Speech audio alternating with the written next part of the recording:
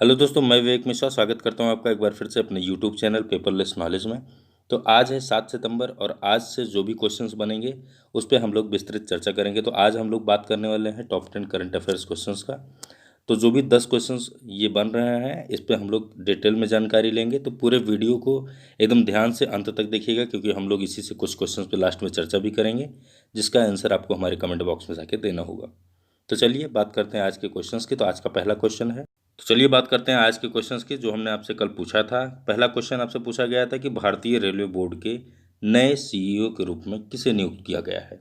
4 options यहाँ पे आपको दिए गए हैं। इनमें जो सही आंसर है वो है ऑप्शन सी, विनोद कुमार यादव। तो विनोद कुमार यादव यहाँ पे आपका सही आंसर होगा। ऑप्शन सी है यहाँ पे, अपने आंसर से मिला लीजिए। दूसरे क्वेश्चन पे चलते हैं हम लोग। तो दूसरा क्वेश्चन यहाँ पे आपसे पूछा गया था कि सांख्यिकी और कार्यक्रम कार्यान्वयन मंत्रालय के सचिव के रूप में किसे नियुक्त किया गया है। तो यहाँ भी आपके 4 ऑप्शन दिए गए हैं। इनमें जो सही आंसर होगा वो है ऑप्शन बी, छत्रपति शिवाजी। तो छत्रपति शिवाजी को सांख्यिकी और कार्यक्रम के कार्यान्वयन मंत्रालय के सचिव के रूप में अभी हाल ही में नियुक्त किया गया है। इसे भी अपने आंसर से मिला लीजिएगा। तो दोनों क्वेश्चन आपके एक एक नंबर के आपके परीक्षा के लिए बन सकते हैं, तो इसे आप अपनी डायरी में नोट करते चलिएगा। चलते हैं नेक्स्ट क्वेश्चन पे। तो नेक्स्ट क्वेश्चन है हमारा, SBO TOP sports book brand के क्रिकेट एम्बेसडर किस क्रिकेट खिलाड़ी को बनाया गया। 4 खिलाड़ियों के नाम यहाँ पे आपके दिए गए हैं। इन चारों में से जो सही आंसर है वो है ऑप्शन ए, डेन ब्रावो। तो डेन ब्रावो जो कि वेस्ट इंडीज़ क्रिकेट की टीम से ये एक ऑलराउंडर की भूमिका निभाते हैं। ये एक ऑलराउंडर के खिलाड़ी के रूप में वेस्ट इंडीज़ की तरफ से क्रिकेट खेलते हैं। उन्हें अभी हाल ही में SBO top sports book brand के क्रिकेट एम्बेसडर के खिलाड़ी के रूप में जो है नामित किया गया है। ये पहले क्रिकेट राजदूत बने हैं। आपको बता दें कि डेन ब्रावो ने क्रिकेट के सभी प्रारूपों में वेस्ट इंडीज़ का प्रतिनिधित्व किया है। उन्होंने 256 टेस्ट मैच और 120 वनडे मैच में देश का प्रतिनिधित्व किया है और इसे खेल के सर्वश्रेष्ठ ऑलराउंडरों में से एक माना जाता है। मतलब कि इन्होंने जो भी प्रतिनिधित्व किया है ये सर्वश्रेष्ठ जो ऑलराउंडर्स के खिलाड़ी हैं उनमें जो है इनको एक नाम दिया गया है। अभी आपको हमने कुछ दिन पहले एक वीडियो में अपने और बताया था कि ये एकमात्र ऐसे खिलाड़ी हैं जो कि T20 क्रिकेट में 500 विकेट लेने वाले एकमात्र ही खिलाड़ी बने हैं। ठीक, नेक्स्ट क्वेश्चन पे चलेंगे। नेक्स्ट क्वेश्चन है हमारा, हाल ही में किसने लॉन्च की the little book of green नज नामक बुक। तो यहाँ पे आपके 4 ऑप्शंस दिए गए हैं। इनमें जो सही आंसर है वो है ऑप्शन ए, संयुक्त राष्ट्र पर्यावरण कार्यक्रम द्वारा। आपको बता दें कि संयुक्त राष्ट्र पर्यावरण कार्यक्रम द्वारा यह नया प्रकाशन the little book of green नज जारी किया गया है और यह नया प्रकाशन दुनिया भर के लगभग 200 मिलियन छात्रों को पर्यावरण के अनुकूल आदतों और हरियाली जीवन शैली को अपनाने के लिए प्रोत्साहित करने के लिए लॉन्च किया गया है। अगर हम लोग बात कर रहे हैं संयुक्त राष्ट्र पर्यावरण कार्यक्रम की, तो आपको ये भी जानना चाहिए कि संयुक्त राष्ट्र पर्यावरण कार्यक्रम के जो इस समय कार्यकारी निदेशक हैं वो कौन है। तो उनका नाम है इंगर एंडरसन। तो यहाँ पे आप नोट कर लीजिएगा, ये भी आपसे पूछा जा सकता है। नेक्स्ट क्वेश्चन पे चलते हैं। नेक्स्ट क्वेश्चन है हमारा, gem and jewellery export promotion council of India ने पहली बार वर्चुअल क्रेता और विक्रेता मीट का आयोजन किस कीमती पत्थर या आभूषण के लिए किया। 4 ऑप्शंस यहाँ पे आपके दिए गए हैं। इनमें जो सही आंसर है वो है ऑप्शन ए, लूज डायमंड। आपको बताते हैं कि रत्न और आभूषण निर्यात को बढ़ावा देने के लिए शीर्ष निकाय gem and jewellery export promotion council of India ने लूज डायमंड के लिए पहली वर्चुअल क्रेता और सेलर मीट का आयोजन किया है। वाणिज्य और उद्योग मंत्रालय के सचिव ने पहली बैठक का इसका जो है उद्घाटन किया था। मतलब इसका जो उद्घाटन हुआ है वो वाणिज्य मंत्रालय के संयुक्त सचिव ने की थी। ठीक, नेक्स्ट क्वेश्चन पे चलेंगे। नेक्स्ट क्वेश्चन है हमारा, सुप्रीम कोर्ट ने स्कूलों में अनिवार्य अंग्रेजी माध्यम के लिए किस राज्य के फैसले के खिलाफ आदेश पर रोक लगाने से इनकार किया है। 4 ऑप्शन यहाँ पे दिए गए हैं। चारों में जो सही आंसर है वो है ऑप्शन डी, आंध्र प्रदेश। आंध्र प्रदेश की सरकार मतलब कि वहाँ के मुख्यमंत्री जो हैं वो इस समय YS जगनमोहन रेड्डी हैं। और आपको बता दें कि सुप्रीम कोर्ट ने राज्य के सरकारी स्कूल में अंग्रेजी को शिक्षा का माध्यम बनाने के राज्य सरकार के फैसले के खिलाफ आंध्र प्रदेश हाई कोर्ट के आदेश पर रोक लगाने से इनकार कर दिया है। वहीं आपको बता दें कि सरकार ने घोषणा किया था कि अंग्रेजी 2020 से 2021 के शैक्षणिक वर्ष से 1 से 6 तक के क्लास में सरकारी स्कूल के छात्रों के लिए माध्यम होगी। उसी फैसला पर जो है आंध्र प्रदेश की सरकार के लिए जो है सुप्रीम कोर्ट ने यह रोक लगाई है। नेक्स्ट क्वेश्चन पे चलेंगे। नेक्स्ट क्वेश्चन है हमारा, साउथ इंडिया बैंक के एमडी और सीईओ के रूप में किसे नियुक्त किया गया है? 4 ऑप्शन दिए गए हैं यहाँ पे, चारों में जो सही आंसर है वो है ऑप्शन सी, मुरली रामकृष्णन। आपको बता दें कि मुरली रामकृष्णन को साउथ इंडिया बैंक के एमडी और सीईओ के रूप में नियुक्त किया है। किसने नियुक्त किया है? भारतीय रिजर्व बैंक ने नियुक्त किया है। ठीक है, अब ये बैंक कहाँ पे स्थित है? तो ये बैंक केरला में स्थित है। और आपको बता दें कि मुरली रामकृष्णन जी इसके पहले आईसीआईसीआई बैंक के वरिष्ठ महाप्रबंधक के रूप में सेवानिवृत्त हुए हैं और 3 महीने पहले ये एक सलाहकार के पद पर बैंक में शामिल हुए थे।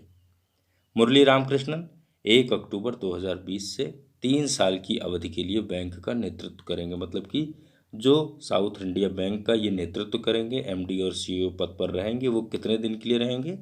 3 वर्ष के लिए रहेंगे। ठीक, नेक्स्ट क्वेश्चन पे चलेंगे। नेक्स्ट क्वेश्चन है हमारा, सुप्रीम कोर्ट ने हाल ही में किस शहर की 140 किलोमीटर रेल पटरियों के किनारे बसी 48,000 झुग्गी झोपड़ियों को हटाने का निर्देश दिया है? यहाँ पे 4 ऑप्शंस दिए गए हैं, चारों में जो सही आंसर है वो है ऑप्शन ए, दिल्ली। तो आपको बता दें कि दिल्ली की ऐसा शहर है जहाँ पे सुप्रीम कोर्ट ने अभी हाल ही में आदेश दिया है कि उस शहर के 140 किलोमीटर रेल पटरियों के किनारे बसी 48,000 झुग्गी झोपड़ियों को हटाने का निर्देश दिया है। और इसमें जो है सुप्रीम कोर्ट के कहने के अनुसार इसमें किसी भी तरीके की राजनीतिक दखल नहीं होगी और ना ही किसी भी तरीके की इसमें कोई भी अदालत इस पे जो है स्टे देंगी। ठीक है, तो आपको बता दें कि यहाँ पे जो सही आंसर है वो है option A, Delhi. Next question पे चलेंगे। नेक्स्ट क्वेश्चन है हमारा, निम्न में से किस राज्य सरकार ने किसी भी चीनी कंपनी को प्रदेश में सीधे टेंडर डालने पर रोक लगा दी है? 4 राज्यों के नाम दिए गए हैं, चारों में जो सही आंसर है वो है ऑप्शन सी, उत्तर प्रदेश। उत्तर प्रदेश के मुख्यमंत्री योगी आदित्यनाथ हैं, यहाँ की राज्यपाल आनंदीबेन पटेल हैं, नोट कर लीजिएगा। तो आपको बता दें कि उत्तर प्रदेश की सरकार ने चीनी कंपनी को प्रदेश में सीधे टेंडर डालने पर रोक लगा दी है और उसके साथ साथ उन्होंने एक आदेश पारित किया है कि ना तो किसी चीनी कंपनी को यहाँ पे टेंडर डालने की अनुमति है और ना ही किसी भी सरकारी विभाग में किसी भी चीनी सामान की खरीद पर जो है अनुमति होगी। कोई भी चीनी सामान की खरीद नहीं होगी और ना ही किसी चीनी कंपनी को जो है यहाँ पर टेंडर डालने की अनुमति होगी। अभी हाल ही में आपने देखा होगा, पढ़ा भी होगा कि कई चीनी ऐप्स पर जो है प्रतिबंध लगे हैं। उसमें अभी जो हाल में लेटेस्ट जो प्रतिबंध लगा है, जैसे आप लोग भी हो सकता है उसके यूजर्स रहे हों, पबजी जैसे गेम पर भी जो है अभी हाल में प्रतिबंध लगा है। नेक्स्ट क्वेश्चन पे चलेंगे। नेक्स्ट क्वेश्चन है हमारा, हाल ही में किस देश की एक शीर्ष अदालत ने हिंदू विधवा महिलाओं को कृषि और गैर कृषि जमीन दोनों पर अधिकार देने की घोषणा की है? यहाँ पे आपसे पूछा जा रहा है कि किस देश की शीर्ष अदालत ने, तो यहाँ पे देश की बात की जा रही है, तो 4 देशों के नाम दिए गए हैं। इनमें जो सही आंसर है वो है ऑप्शन बी, बांग्लादेश। आपको बता दें कि अभी हाल ही में बांग्लादेश की एक शीर्ष अदालत ने हिंदू विधवा महिलाओं को कृषि और गैर कृषि जमीन दोनों पर अधिकार देने की घोषणा की गई है। तो यहाँ पे बात की जा रही है कृषि और गैर कृषि दोनों ज़मीन की। तो यहाँ पे आपको हम समझा दें कि जैसे कि कोई युगल जोड़ा होता है तो उसमें से अगर किसी के हस्बैंड की डेथ हो जाती है तो उसकी जो भी संपत्ति है उसका जो मालिकाना हक होगा वो उनकी पत्नी का होगा। ऐसा जो है उस शीर्ष अदालत ने फैसला सुनाया है। नेक्स्ट क्वेश्चन पे चलेंगे। नेक्स्ट क्वेश्चन है हमारा, रूस ने निम्न में से किस देश के साथ नो आर्म्स सप्लाई की पॉलिसी जारी रखेगा? तो यहाँ पे 4 देशों के नाम दिए गए हैं, इन चारों में जो सही आंसर है वो है ऑप्शन डी, पाकिस्तान। आपको बता दें कि रूस ने पाकिस्तान के साथ नो आर्म्स सप्लाई की पॉलिसी जारी रखेगा, यानी कि पाकिस्तान को वो किसी भी तरीके के बड़े हथियार सप्लाई नहीं करेगा। आप एक चीज़ और नोट कर लीजिए कि रूस जो है वो भारत का सबसे ज़्यादा हथियार की आपूर्ति वाला देश है और इसमें जो है परमाणु ऊर्जा से चलने वाली सबमरीन भी शामिल है। वहीं आपको बता दें कि राजनाथ सिंह ने रूसी रक्षा मंत्री को आत्मनिर्भर भारत के संदर्भ में रक्षा क्षेत्र में मेक इन इंडिया कार्यक्रम की जानकारी भी दी है और दोनों पक्षों ने AK-203 राइफल के उत्पादन के लिए भारत रूस संयुक्त उद्यम की भारत में स्थापना कर अंतिम चरण की चर्चा कर भी वो स्वागत किया जाएगा। यहाँ पे बात कर रहे हैं हम लोग AK-203 की। तो AK-203 ये एक राइफल का मॉडल है जो कि AK-47 के स्थान पर जो है इसको निर्मित किया जा रहा है। अभी हम लोग एक दिन पहले वाले वीडियो में AK-203 राइफल की चर्चा कर रहे थे, तो आप जाके वहाँ पे इसके बारे में डिटेल जानकारी ले सकते हैं। नेक्स्ट क्वेश्चन पे चलेंगे। नेक्स्ट क्वेश्चन है हमारा, किस राज्य सरकार ने अभी हाल ही में रम्मी और पोकर जैसे ऑनलाइन गेम पर प्रतिबंध लगाने का फैसला किया है? यहाँ पे 4 राज्यों के नाम दिए गए हैं। इनमें जो सही आंसर है वो है ऑप्शन ए, आंध्र प्रदेश। आंध्र प्रदेश के बारे में भी हमने पिछले क्वेश्चंस में भी पढ़ा है। तो यहाँ पे भी आपको बता दें कि आंध्र प्रदेश की सरकार ने रम्मी और पोकर जैसे ऑनलाइन गेम मतलब कि जो हम लोग जो है, जैसे आप देखते होंगे कभी आप हाल में पबजी जैसे गेम खेलते थे, वो भी एक ऑनलाइन गेम था। तो इस तरीके के गेम पर जो है अभी हाल में आंध्र प्रदेश की सरकार ने प्रतिबंध लगाया है, जो कि लोगों को, जो नई पीढ़ी के युवा हैं, उनको जो है गलत रास्ते पर ले जा रहा था। और कैबिनेट के अनुसार इस ऑनलाइन जुए के आयोजकों को पहली बार जो अपराध करेंगे उनके अलावा 1 साल के लिए जेल जाना होगा, और दूसरी बार जो अपराध करेंगे उसके लिए जुर्माने के साथ 2 साल के लिए जेल की सज़ा होगी।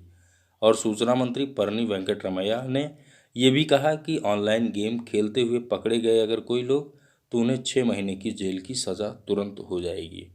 नेक्स्ट क्वेश्चन पे चलेंगे। नेक्स्ट क्वेश्चन पे हम लोग बात करेंगे आज के 2 क्वेश्चंस की। तो चलते हैं नेक्स्ट क्वेश्चन। तो यहाँ पे आपसे पहला क्वेश्चन जो पूछा जा रहा है कि दिल्ली अल्पसंख्यक आयोग का चेयरमैन किसे नियुक्त किया गया है? भारत की बात की जा रही है। भारत देश में दिल्ली अल्पसंख्यक आयोग का चेयरमैन किसे नियुक्त किया गया है? यहाँ पे आपके एक आंसर सही होगा, जो कि हमारे कमेंट बॉक्स में जाना है और कमेंट करना है। दूसरा क्वेश्चन आपसे पूछा गया है कि उत्तर प्रदेश सरकार ने SK भगत को हटाकर निम्न में से किसे नया गृह सचिव नियुक्त किया है? तो यहाँ भी आपके 4 ऑप्शंस दिए गए हैं। इसमें भी आपका एक आंसर सही होगा, जो कि आपको हमारे कमेंट बॉक्स में जाना है और कमेंट करना है। तो दोस्तों आज की वीडियो में इतना ही, फिर मिलेंगे नेक्स्ट वीडियो में। तब तक के लिए इजाज़त दीजिए। धन्यवाद।